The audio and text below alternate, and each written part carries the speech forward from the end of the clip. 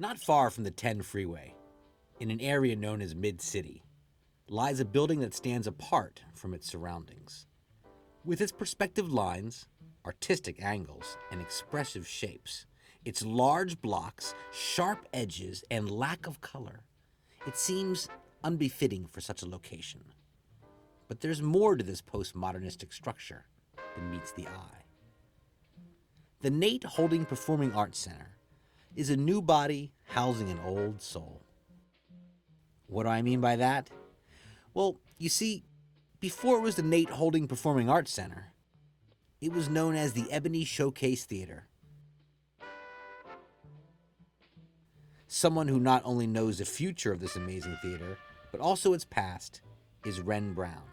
I am the founder and producer of the Ebony Repertory Theater, and we are the resident company and operator of the Nate Holden Performing Arts Center.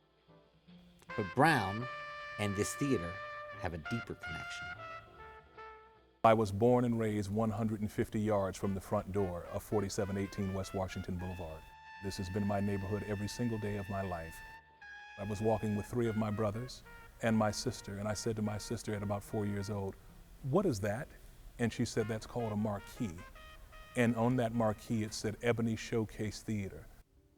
Founded in 1950 by Nick and Edna Stewart, the Ebony Showcase Theater was the first and only African-American owned and operated performing arts theater in Los Angeles. From the 20s through the 30s, the 40s, the 50s, the 60s, the 70s, the 80s, the 90s, into the new 2000 era, this has been theatrical terra firma, and it has disproportionately celebrated black and brown people in ways that were desperately needed. Nick and Edna's passion and commitment to not only the arts, but the community as well, has allowed for such names as John Amos, Michelle Nichols, and Juanita Moore, among many others, to grace the once prestigious stage. And that same passion and commitment continues to this day. That's a part of the history that I celebrate daily. It is an honor beyond measure to be in a role of cultural leadership on this terra firma, because the history is rich, vital, and important. Once on these grounds, you get a first-hand look at the artistic design that both theaters are known for. People tell me all the time that they're thankful beyond measure that we exist.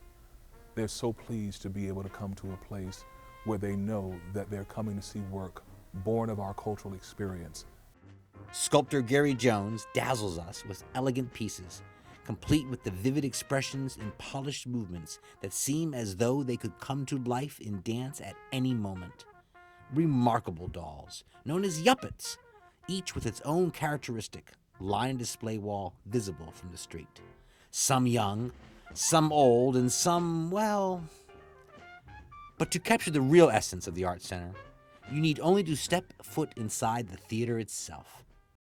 These 400 seats, the mid-sized theater that this represents, there is not a bad seat in this house. It has been the goal of the Ebony Repertory Theater, as the resident company of the Nate Holden Performing Arts Center, to bring the life into this beautiful, beautiful edifice. And over the years, Ren Brown has done just that. Our inaugural production was August Wilson's 2 Trains Running. Our first lecturer was Dr. Cornel West. We've presented the brilliant 20th anniversary having dance company Complexions Contemporary Ballet, India R.E., Billy Childs, Mr. Ahmad Jamal. So we've had a real broad swath of wonderful, wonderful black and brown artists come and give of themselves to this theater. Such an amazing array of talent has graced the stage of this Performing Arts Center. With its historic past and classic location, it's only natural that such a lineup would appear at this artsy establishment, bringing with them the splendid craft the center was built for. And Brown is only getting started.